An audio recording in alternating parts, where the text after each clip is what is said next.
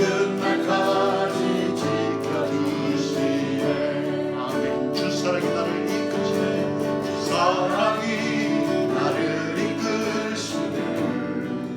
내가 갈 수 없는 그곳, 내가 갈 수 없는 그곳은 주의 사랑이 나를 붙드시며, 주의 사랑 나를 붙드시며, 세상 끝날까지, 세상 끝날까지 인도하시네.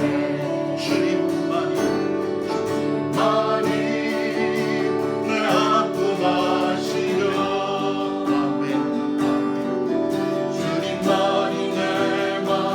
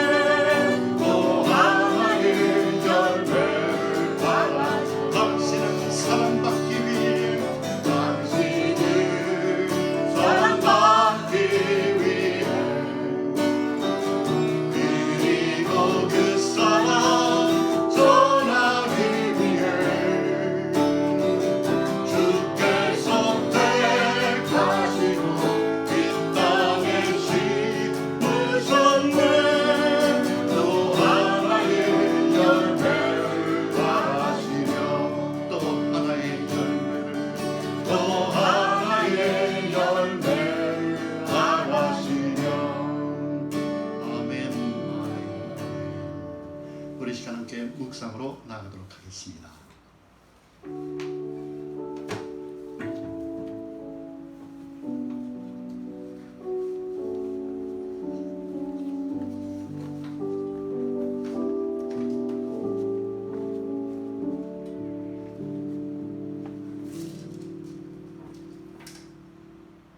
땅과 거기 충만한 것과 세계와 그 중에 거하는 자가 다 여호와의 것이로다. 여호와께서 그 터를 바다 위에 세우시며 강들 위에 건설하셨도다. 여호와의 산에 오를 자 누구며 그 거룩한 곳에 설 자가 누군고? 곧 손이 깨끗하며 마음이 청결하며 뜻을 헛하는 데 두지 아니하며 거짓 맹세치 아니하는 자로다. 아멘. 살아계신 하나님 아버지, 어느덧 일주일을 보내면서 주님의 부르심에 순종하여 주 앞에 무릎을 꿇은 주님의 백성들 기억하여 주시옵소서. 오늘도 동일하게 우리를 부르셔서 우리를 세상 가운데 두지 않으시고 함께 모이게 하셨으니 주님, 이 시간 우리가 하나님께 예배할 때에 우리의 의로 하나님께 예배 드리는 것이 아니라 신령과 진정으로 하나님 앞에 예배 드릴 수 있는 우리 모두가 되게 하여 주시옵소서. 아멘. 예배 시종을 주님께 의탁하옵고 구주 예수님의 이름으로 간절히 기도하옵나이다. 아멘. 우리 시간 사도신경으로 우리의 신앙을 고백하도록 하겠습니다. 전능하사 천지를 만드신 하나님 아버지를 내가 믿사오며 그 외아들 우리 주 예수 그리스도를 믿사오니 이는 성령으로 잉태하사 동정녀 마리아에게 나시고 본디오 빌라도에게 고난을 받으사 십자가에 못 박혀 죽으시고 장사한 지 사흘 만에 죽은 자 가운데서 다시 살아나시며 하늘에 오르사 전능하신 하나님 우편에 앉아 계시다가 저리로서 산 자와 죽은 자를 심판하러 오시리라. 성령을 믿사오며 거룩한 공회와 성도가 서로 교통하는 것과 죄를 사하여 주시는 것과 몸이 다시 사는 것과 영원히 사는 것을 믿사옵나이다. 아멘. 아멘. 이 시간 함께 찬송합니다.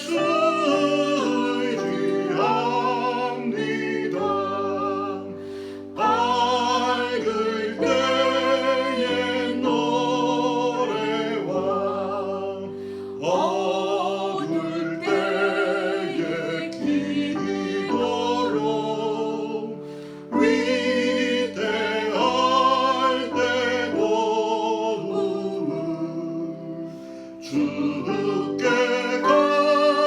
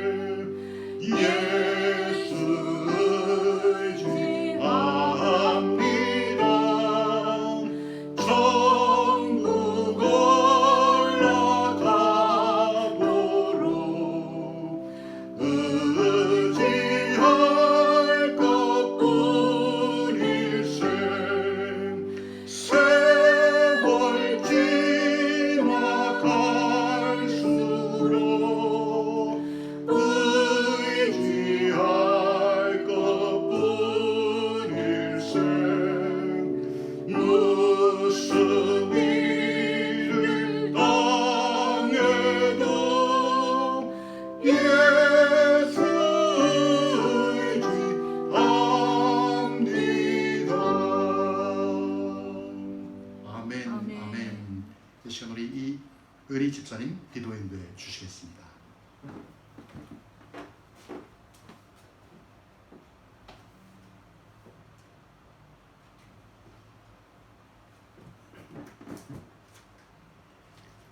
기도하겠습니다. 하나님, 주일날을 맞이했습니다. 저희가 이 자리에 온라인 예배로 주님께 찬양하고 예배 드릴 수 있음에 감사드립니다. 아멘. 이 영광을 홀로 받아주세요. 아멘. 그 어떤 고난과 힘든 가운데 주님의 말씀으로 한 주간 살 수 있게 해주셔서 감사합니다. 아멘. 요한복음 말씀 2장처럼 예수님의 첫 번째 기적 물을 포도주로 만드신 것처럼 믿고 따르고 기다리면 넘치는 은혜를 허락하신다는 것을 잊지 않고 살 수 있게 저희를 붙잡아 주시옵소서. 아멘. 마음이 약해서 무너지고 힘든 가운데서도 포기하고 싶을 때에도 예수님께서 저희를 등 뒤에 업고 함께 걸어가신다는 것을 기억할 수 있는 저희가 될 수 있게 기도합니다. 아멘. 지금의 코로나 상황 속에서도 배움의 시간이 되고 깨우침의 시간이 되고 감사함이 넘치는 시간이 될 수 있게 아버지께 간절히 원합니다. 아멘. 물질적으로 건강 문제로 힘드신 아버지의 자녀들이 있습니다. 아버지께서 그 한 분 한 분의 기도를 들어주세요. 아멘. 저희가 감당할 수 있을 만큼의 힘듦을 주시는 주님, 저희와 함께 해주시는 주님, 시험에 들지 않게 해주시옵기를 기도드립니다. 아멘. 무너지면 다시 일어날 수 있는 힘을 축복해 주세요. 믿음이 약해졌다면 아버지의 사랑으로 저희가 다시 굳게 그 믿음 가운데서 예수님을 볼 수 있게 해주세요. 아멘. 힘든 가운데서 감사함이 넘치는 마음을 허락하여 주세요. 아멘. 사랑이신 예수님, 그 깊은 사랑을 저희 성도들한테 축복 내려주세요. 아멘. 오늘도 말씀 준비하신 목사님께 축복 내려주시고 말씀으로 저희한테 선포하실 때 저희 모두가 배움의 시간이 되어서 주님과 동행하는 삶의 행복함을 맛보는 저희가 될 수 있게 허락하여 주세요. 아멘. 예수님 감사합니다. 많이 사랑합니다. 아멘. 이 모든 말씀 우리 주 예수 그리스도의 이름으로 기도 올렸습니다. 아멘. 아버지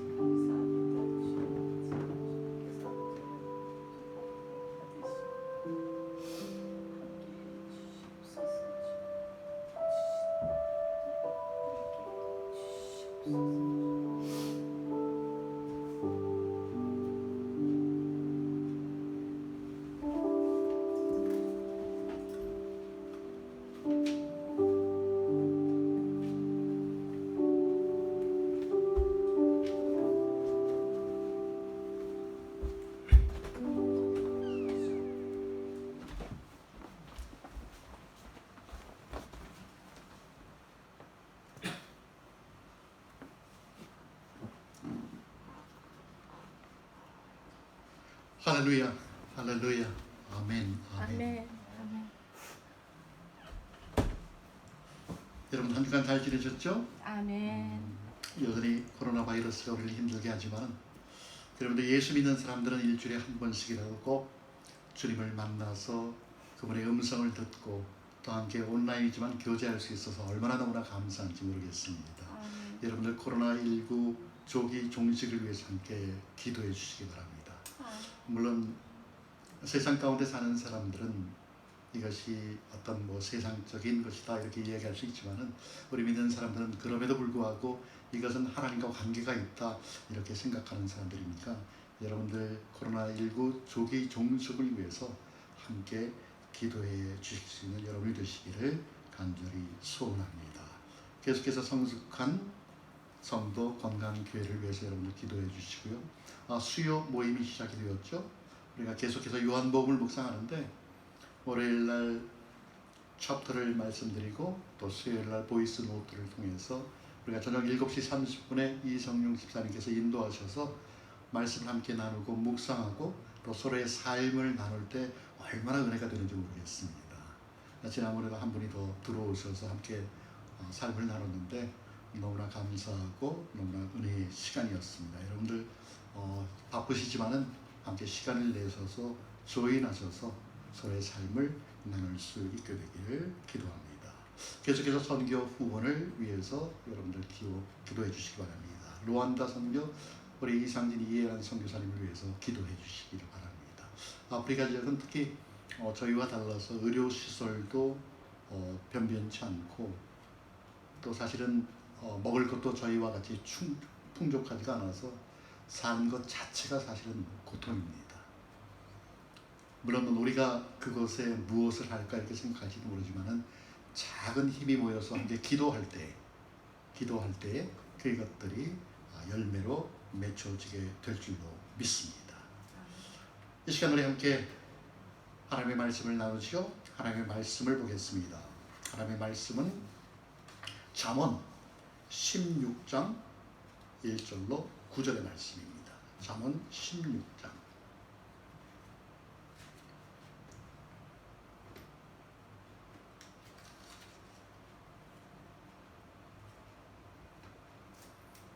잠언 16장 1절로 9절의 말씀 우리 함께 교독하도록 하겠습니다. 제가 먼저 읽겠습니다.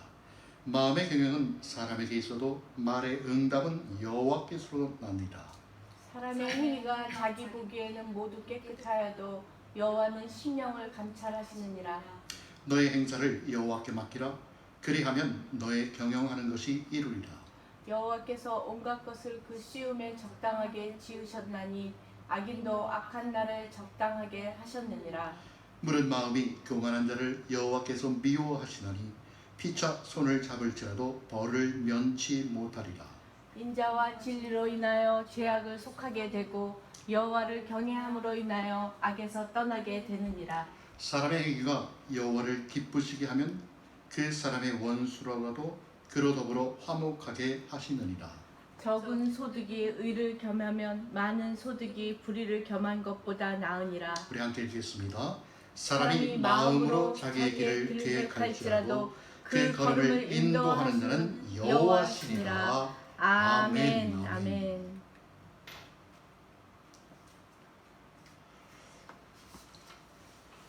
믿음으로 산다는 것은 우리 이런 제목으로 하나님의 말씀을 선포하고 함께 듣도록 하겠습니다.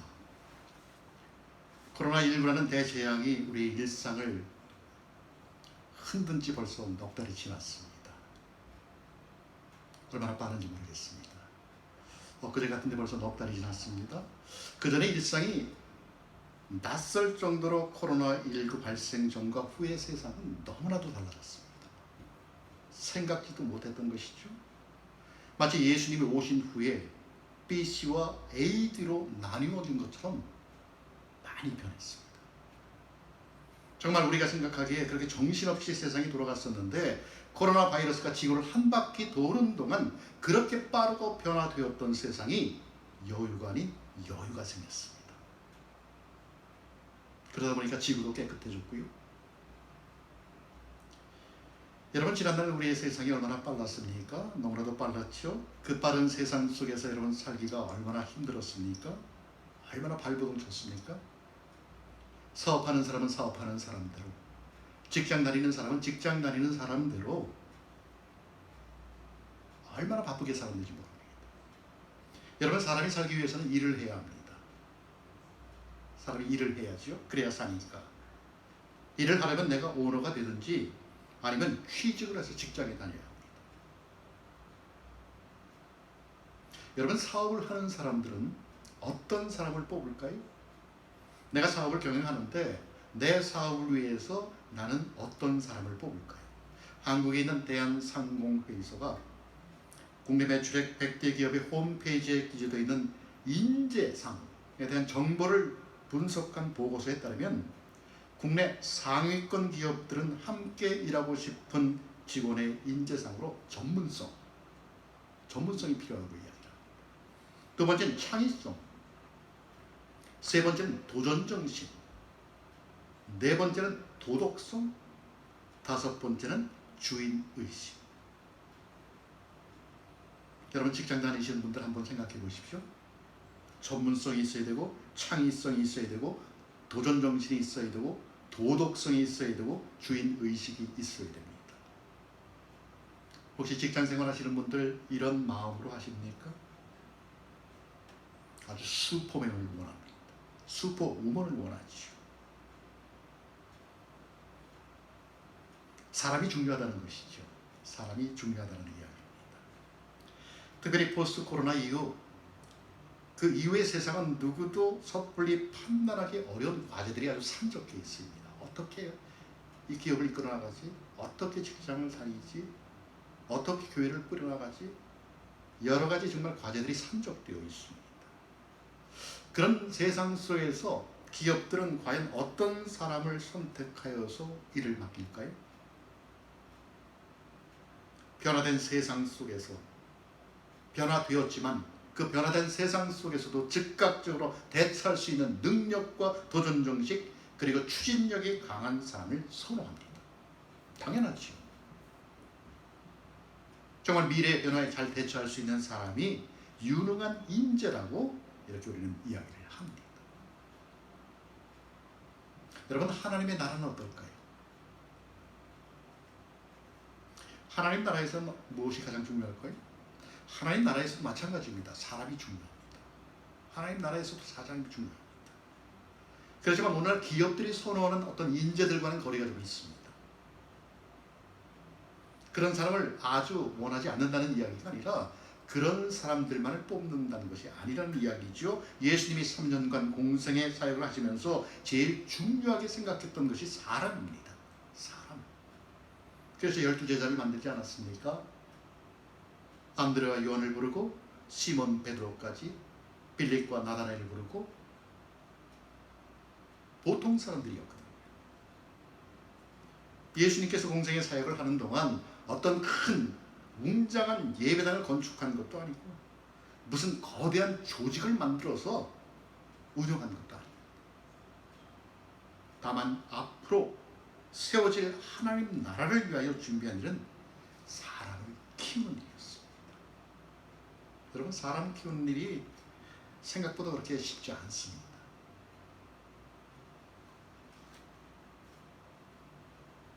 지도력이 있는 사람들은 지도력을 이양을 해야 되고요. 참 쉽지가 않습니다.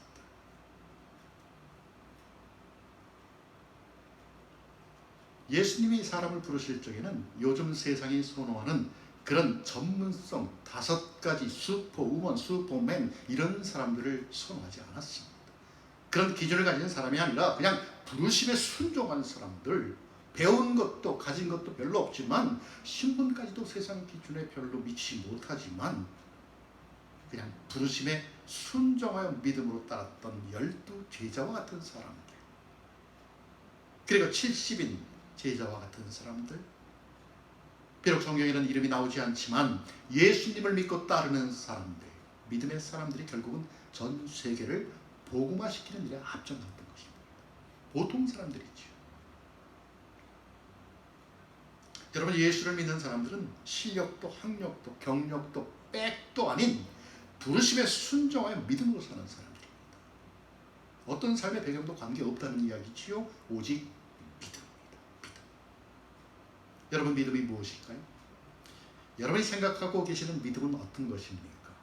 우리는 믿음이라고 하면 그냥 예수님께서 나를 부르셔서 내가 예수 믿고 구원받은 사건, 그걸 어떻게 울타리를 쳐놓는 경우가 참 많습니다.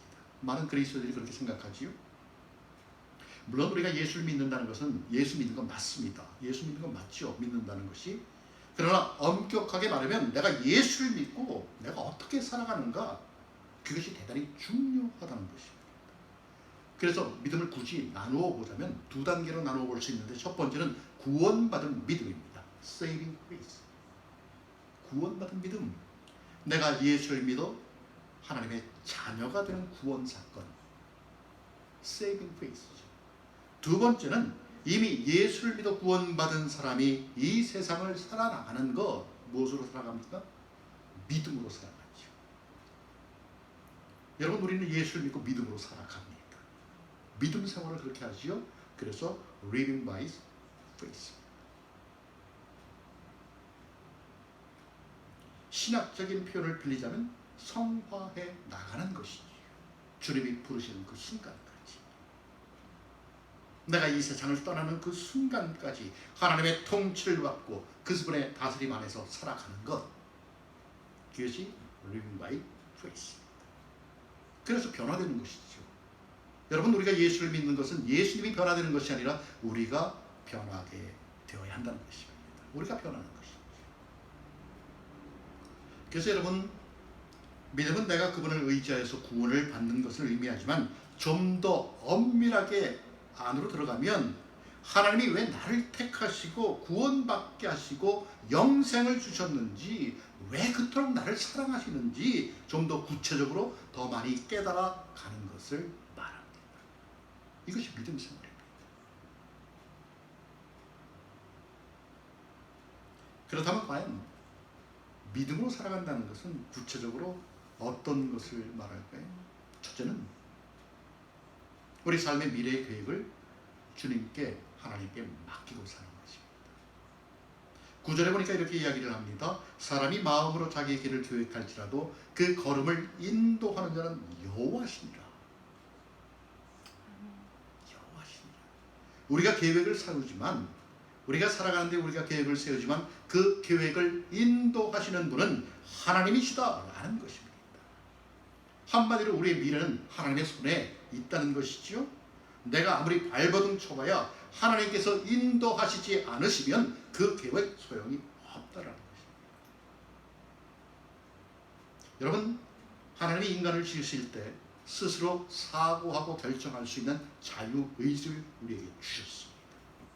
그래서 우리는 누구의 도움도 없이 자기가 가장 좋다고 생각하는 대로 계획하고 설계할 수 있고 그렇게 행동할 수 있습니다. 하지만 그 계획이 내가 설계한 대로 이루어지는가? 성경은 이렇게 말씀하지요. 마음에 경영한 사람에게 있어도 말의 응답은 여호와께로서 나느니라. 계획은 사람이 세우지만 결정은 주님께서 하신다는 것입니다. 하나님께서 하신다는 것이죠. 그래서 여러분, 우리가 살아가면서 아무리 내가 계획을 해도 철저하게 세워서 블루프린트로 청사진까지 쫙 펼쳐 놓아도 번번이 내 계획과 어긋나는 것이 그 이유입니다. 내가 계획해도 내 길을 인도하시는 분은 하나님이시니까.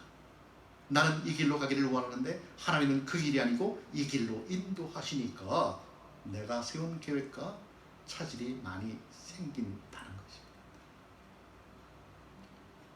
그렇다면 여러분, 우리가 먼저 해야 될 것은 무엇일까요? 우리가 계획을 세우되 그분의 뜻을 알아야지. 그분의 뜻이 무엇인지, 과연 내가 세운 계획이 맞는 것인지, 여러분, 우리가 그것을 어떻게 알 수 있을까요? 기도함으로 알 수 있죠. 우리가 하나님과 대화함으로 알 수 있죠. 그래서 그분의 뜻을 알 수 있다는 것이죠. 주님, 내가 지금 이렇게 세운 이 계획이 주님의 뜻에 합한 것인가요? 주님, 내가 이렇게 미래를 설계해 봤는데 이 설계에 하자는 없을까요? 기도하는 것이죠. 기도해서 하나님의 의중을 물어보는 것이죠. 기도해서 하나님의 뜻을 헤아려 보는 것이죠. 그분의 뜻을 분별하는 것이죠. 그래서 내 삶을 인도하시는 하나님께서 나를 내어 드리는 것. 왜냐하면 우리의 미래는 오직 하나님께서만이 인도하시기 때문에 그렇습니다.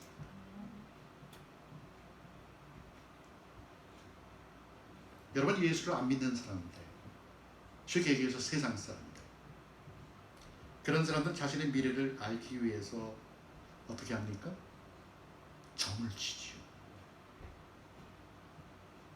우리는 하나님께 우리 미래를 맡기면서 하나님의 뜻을 헤아리지만, 예수를 믿지 않는 사람들, 하나님을 알지 못하는 사람들은 세상 가운데서 점을 쳐서 자기의 미래를 한번 생각해 봅니다. 여러분, 왜 점을 칠까요? 믿지 않는 사람들은 왜 점을 칠까요? 미래에 대한 불확실성과 현실에 대한 불안감 때문에 그렇습니다. 복잡한 세상이잖아요. 다른 세상이잖아요. 내가 어떻게 따라가야 될지 모르잖아요. 내 미래가 어떻게 될지 모르잖아요. 그러니까 점을 쳐서 자기 미래를 생각해 본다는 것이죠. 자기에게 닥칠 위험이 모습을 드러내고 있지는 않지만 미래 가능성으로 존재하고 있어서 자신의 안전이 깨질 것이라는 두려움 때문에 점을 칩니다. 그래서 점쟁이가 점 보러 온 사람에게 당신 삼재가 끼었어. 그럼 점 보러 온 사람이 어떻게 됩니까? 깜짝 놀라죠. 내 운명 가운데 뭐가 있어? 그러면서 어떻게 합니까? 복채를 냅니다. 복채를 내고 부적 한번 써봐. 그러면 부적 삽니다. 그래서 어디다 둡니까? 베개 밑에도 두고 장롱 속에도 두고 이불 밑에도 두고 남편의 뒷주머니 호주머니에다 넣고 양복 안주머니에도 넣고 부적을 사는 것이죠. 무슨 이야기입니까? 자신의 삶을 자기가 통제해 보겠다는 것이죠. 자신의 삶을 자기가 통제하겠다는 이야기입니다. 여러분, 이렇게 자기의 삶을 스스로 통제하면서 자신이 자기의 주인 노릇을 한 것이 바로 에덴 사건 아닙니까? 최초의 원죄죠. 아담과 하와가 그렇지 않았습니까? 선악과를 따먹었죠. 결과는 에덴에서 쫓겨났습니다. 자기도 하나님처럼 되보려고, 자기가 자기의 삶을 좌지우지 해보려고 했던 것이죠. 결과는 에덴 동산에서 쫓겨났습니다. 여러분, 에덴은 히브리 말로 기쁨이라는 뜻입니다. 그러니까 기쁨의 동산에서 쫓겼다는 것입니다. 기쁨의 동산에서. 여러분, 우리가 지금 코로나 바이러스 때문에 기쁨의 일상에서 쫓겨났습니다. 그렇지 않습니까, 여러분? 가만히 생각해 보니까 그동안 우리가 살아왔던 모든 것들이 기쁨이었다, 이렇게 고백할 수 있습니다. 왜요? 우리가 이렇게 힘들어 보니까. 일상들이 전부 다 기쁨이었죠. 정말 코로나 바이러스 때문에 우리가 일상의 기쁨에서 쫓겨나는 기분입니다. 일상이 사라졌습니다. 만나야 할 사람 만나지 못합니다. 정말 여러 사람이 마주 앉아서 겁없이 팥빙수를 먹던 시절 그립지 않습니까? 가슴을 끌어안고 우정을 나누던 그 시절이 다시 돌아올까? 한숨이 깊어지죠.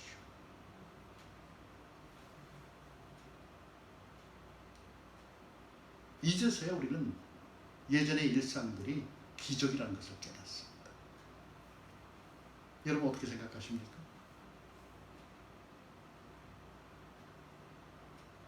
정말 기적은 기적처럼 오지 않는다는 사실과 함께 우리는 기도를 하게 되죠.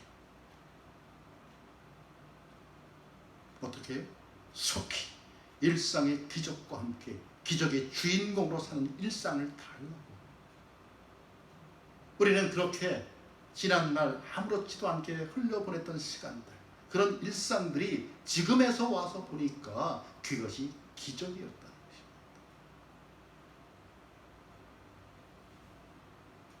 여러분, 왜 이런 일이 벌어졌을까요? 자신의 손으로 자신의 삶을 통제하려고 했기 때문에 그렇습니다. 그래서 주님은 오늘 본문 3절에서 이렇게 말씀하시죠. 너의 행사를 여호와께 맡기라. 그리하면 너의 경영하는 것이 이루리라. 내가 하는 일을 하나님께 맡기면, 주님께 맡기면 계획하는 일이 이루어진다라는 것입니다. 다시 말하면 내가 하는 것이 아니라는 것입니다. 누가요? 하나님께서 하시는 것이다 라는 것이죠. 어떨 때? 맡길 때. 우리가 우리의 삶을 맡길 때. 그러니 이 땅에 살아가면서 당장 내 눈앞에 보이는 현실 때문에 마음이 무너졌다, 엎드렸다 하지 말고 우리의 계획과 지금 벌어지는 모든 일의 결과를 다 하나님께 맡기라는 것입니다.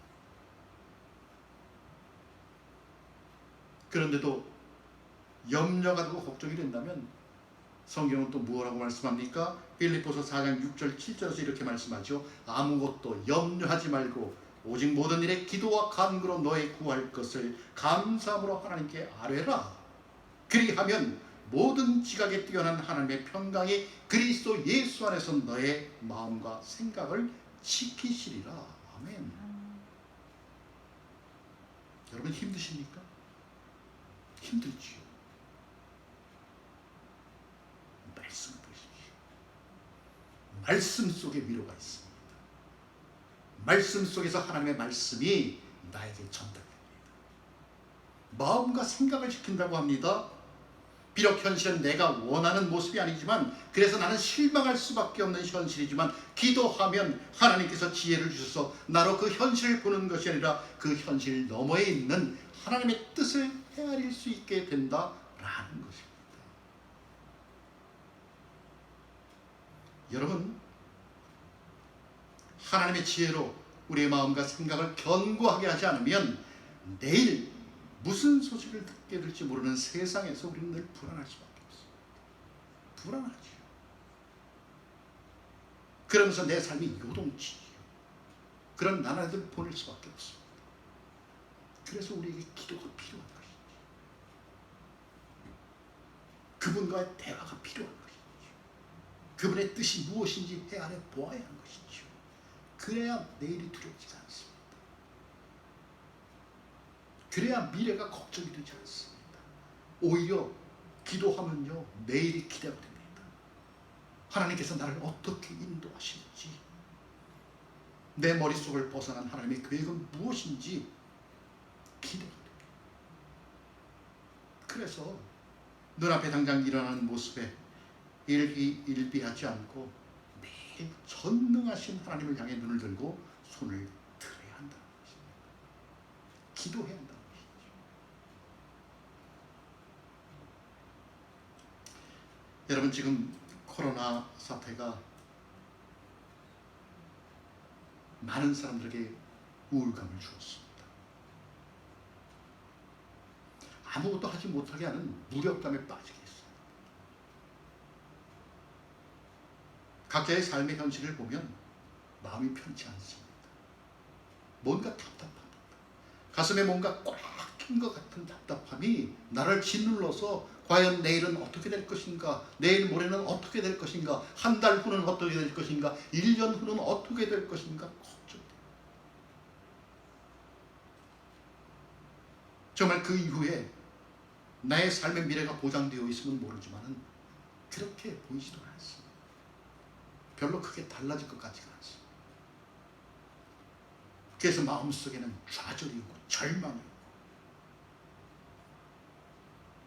그런데 여러분, 그런 현실이지만 신기하게도 그 마음을 바꿔서 하나님을 바라보면,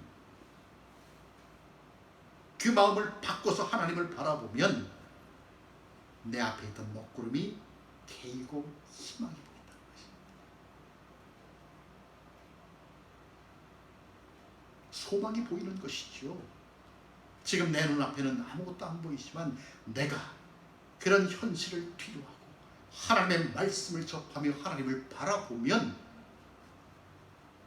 내 앞에 끼어있는 먹구름들이 서서히 거치게 된 것을 느낄 수 있다라는 것입니다. 여러분, 힘드시죠? 그분께 무릎 꿇어보십시오. 여러분, 어렵죠? 그분께 무릎 꿇어보십시오.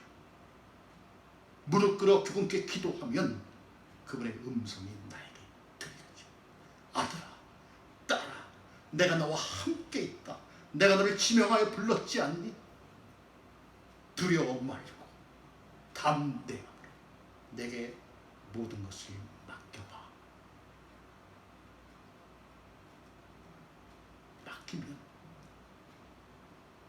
네가 나에게 맡기면 내가 내 때에 이루어 줄게. 여러분, 우리가 계획해놓고 우리가 시간을 정합니다.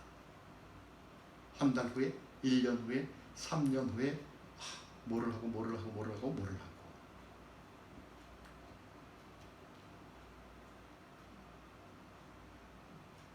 여러분, 하나님께 맡기십시오. 하나님께 맡기면 나보다 낫습니다. 내 머리로 계획하는 것보다 훨씬 낫습니다. 내가 맡기면 하나님의 때에 이루어 주신다는 것이죠. 하나님의 섭리가. 그래서 여러분, 우리는 늘 그분이 나와 함께 하심을 잊으면 안 됩니다. 그분을 우리가 잊게 되면 우리의 삶은 고달플 수밖에 없습니다.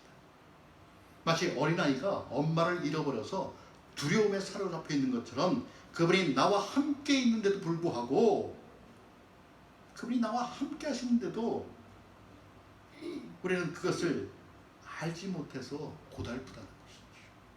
왜요? 전부 다 내가 하려고 하니까.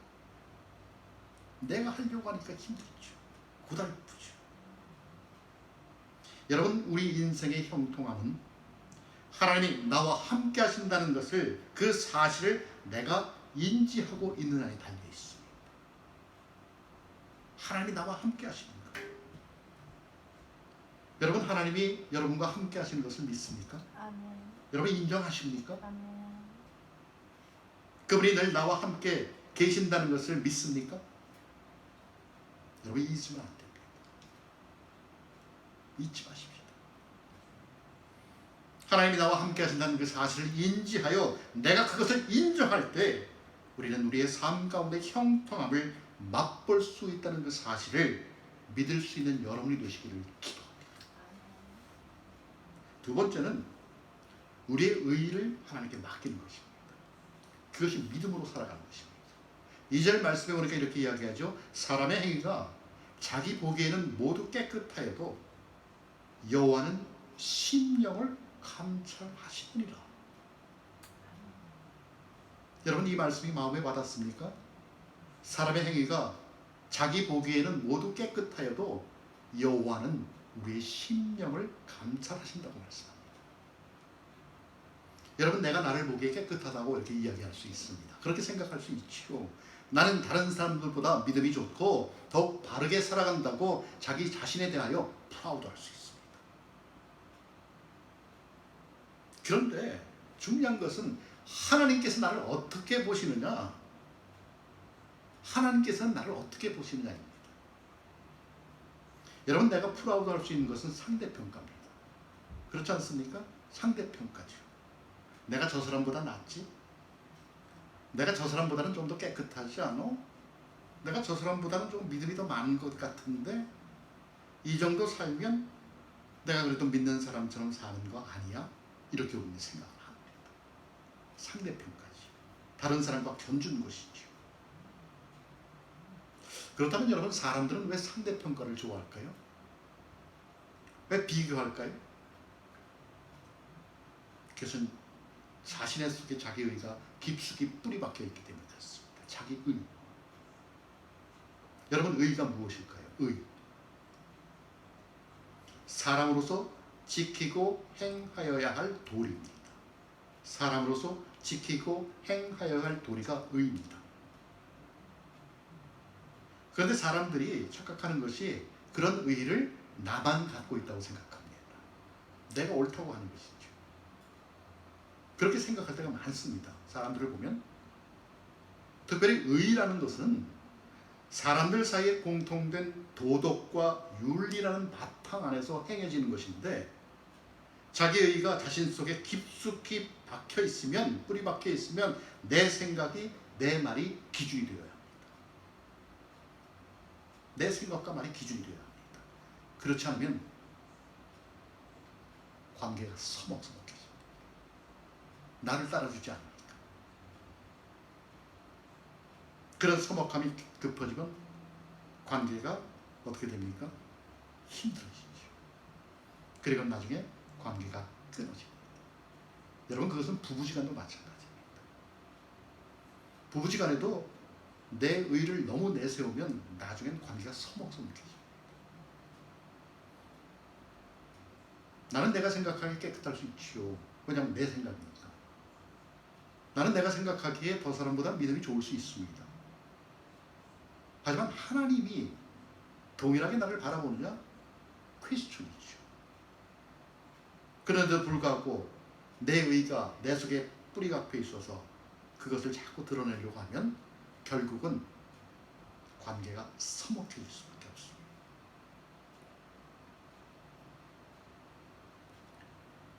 시골에 있는 어느 빵 제조업자가 자신에게 버터를 공급해주는 농부가 무게를 속여서 자신에게 판다고 생각이 들었습니다. 이 사람이 무게를 속이는 것 같아? 그래서 그것을 의심하여서 며칠 동안 버터를 공급하는 사람들, 그 사람의 버터의 양을 조심스럽게 조사해 보았습니다. 아니다 다를까?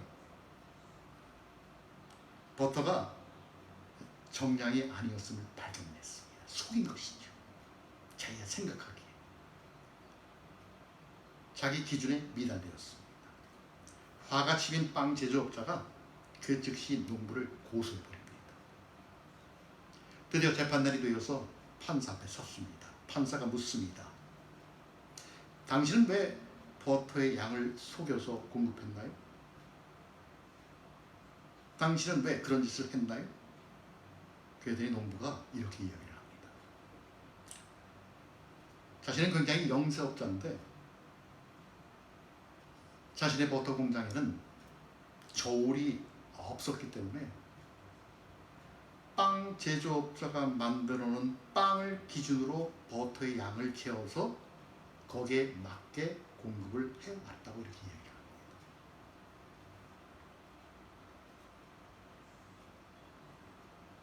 자기는 영세업자가 되나서 무게를 달 수 있는 저울이 없었는데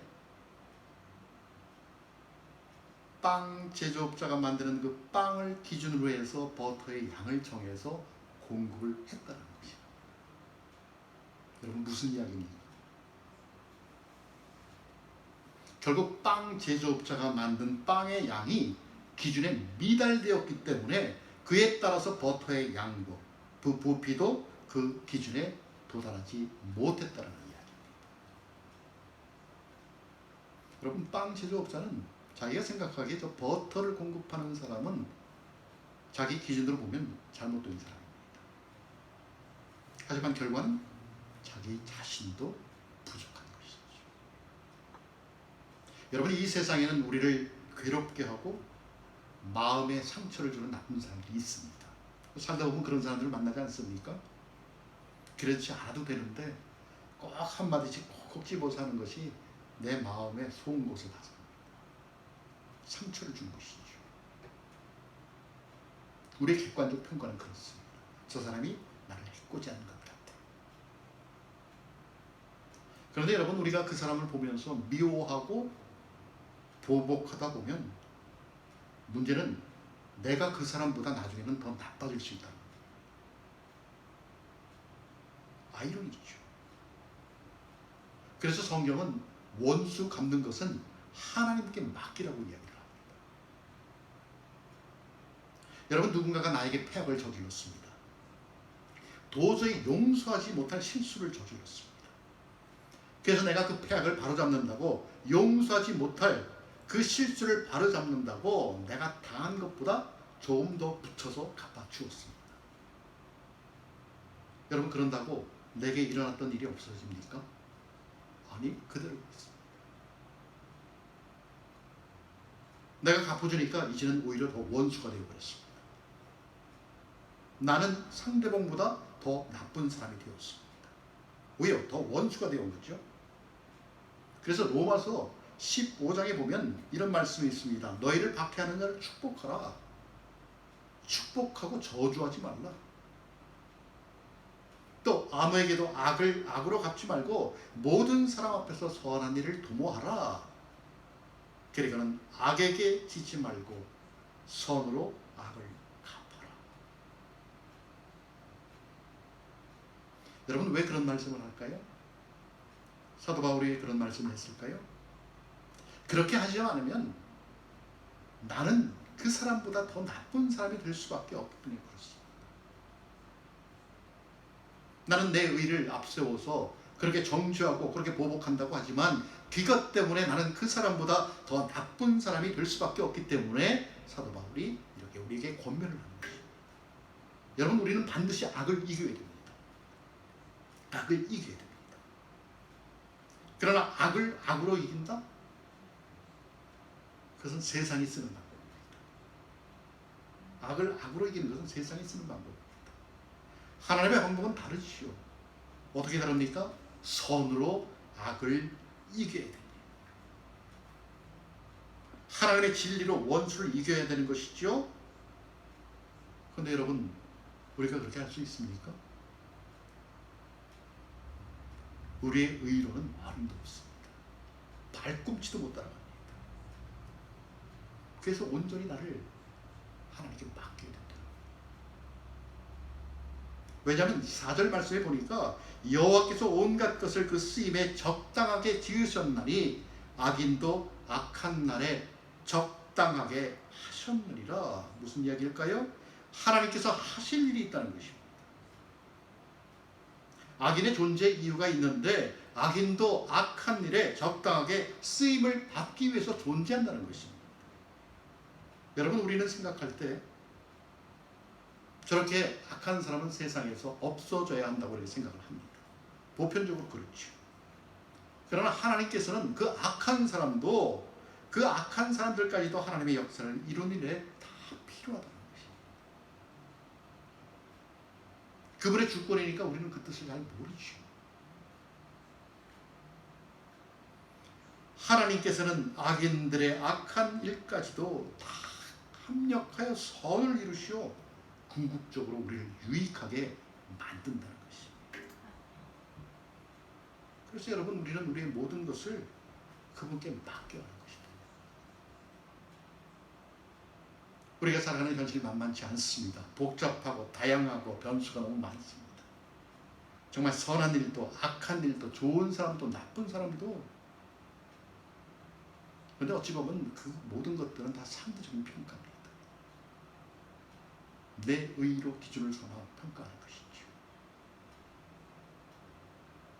그러나 여러분, 예수를 믿는 사람들은 내 삶의 중심에 하나님이 계시다는 것을 믿는 사람들입니다. 여러분의 중심 가운데 하나님이 계신 것을 믿습니까? 아멘. 우리는 그것을 믿으며 살아가는 사람들입니다. 그래서 우리가 아무리 계획을 하고 점검을 해도 번번이 내 생각과 다르게 삶이 전개되더라도 아하, 하나님의 뜻일 거야. 아하, 하나님의 간섭하심이지. 아하, 맞아, 이것이 하나님의 섭리하심이야 라고 고백할 수 있는 것입니다. 여러분, 우리가 먼저 하나님의 자녀임을 고백하고 그분이 이 땅에 세우시고자 하는 하나님 나라의 실제함을 우리가 인정하고 그분의 다스림에 순종하는 삶의 모습을 보이면 주님은 주님이 계획하신 시간 속에서 때에 따라 순서에 따라 우리의 발걸음을 인도하실 줄 믿습니다. 우리가 정말, 아니 내가 정말 그리스도인이라는 정체성을 갖고 있는 확신을 갖고 있다면 지금까지와는 다른 신앙생활을 하게 될 줄로 믿습니다. 요즘 코로나 사태를 보면서 어떤 기생충보다도 무섭고 무서운 기생충은 대충이라는 것을 알았습니다. 대충. 손 씻기도 대충, 사회적 거리 유지도 대충, 생각도 대충, 예수 믿는 것도 대충. 그래서 우리에게 있어서 가장 큰 바이러스는 코로나 바이러스가 아니라 대충이라는 바이러스입니다. 대충. 여러분, 맡기십시다. 맡기십시다. 우리 앞에 펼쳐질 미래, 앞날, 내가 그렇게 프라우드하게 생각하는 나의 의, 때때로 살면서 나를 힘들게 하고 어렵게 하고 해코지하고 마음속에 상처를 주고 나에게 원수가 되는 사람까지도 주님께 맡기며 살아갈 수 있는 여러분이 되시길 바랍니다. 정말 대충이 아니라 확실하게,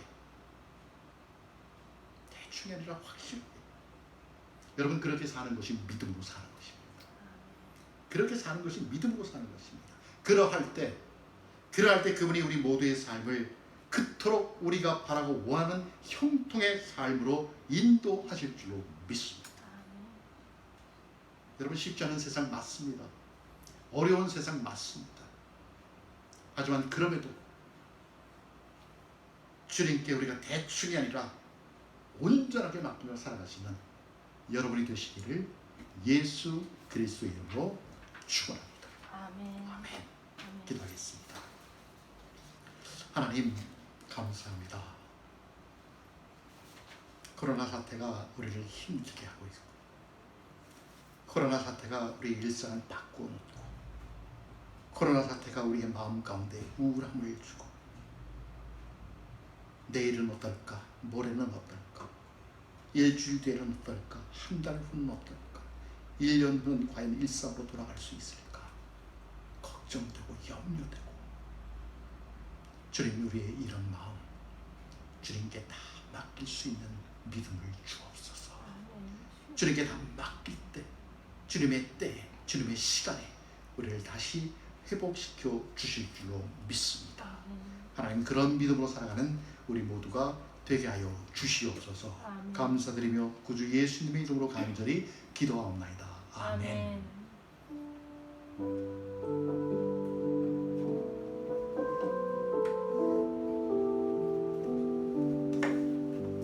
이 시간 우리 함께 찬송하며 나갑니다.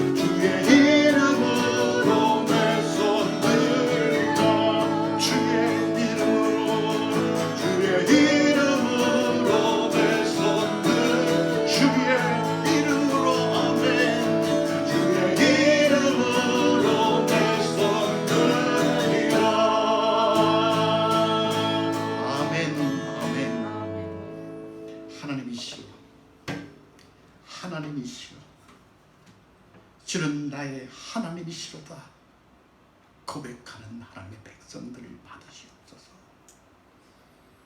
내 몸과 내 마음을 주께 드리오니 주님의 시간 우리의 삶을 받을 뿐만 아니라 우리의 삶 가운데 드리는 예배를 받으시옵소서.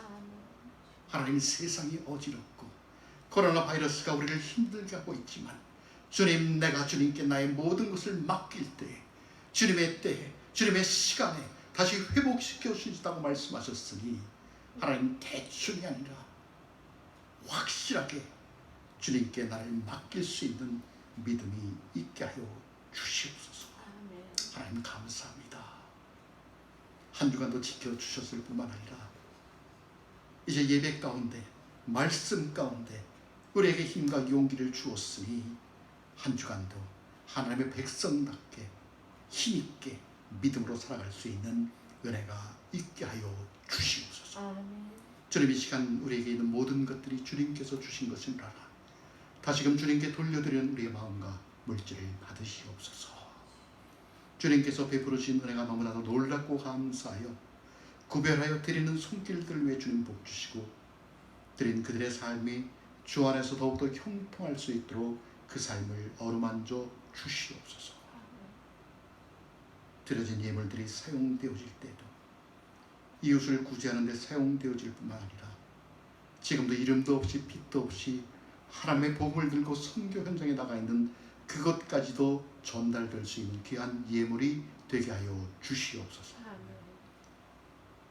이제는 우리 구주 예수 그리스도의 은혜와 아버지 하나님의 무한하신 사랑과 성령의 감동, 감화, 교통, 충만케 하심의 역사가 믿음으로 산다는 것은 나의 모든 것을 맡기는 것이라고 고백하는 성도들 위에와 그러한 성도들이 모여 하나님 앞에 찬양하며 기도하며 예배 드리는 우리 비전 교회 위에 그리고 지금 이 시간 온라인 예배로 하나님께 찬양하며 예배 드리는 하나님의 백성들 머리 위에 이제로부터 영원토록 함께 하시기를 간절히 축원하옵나이다. 아멘.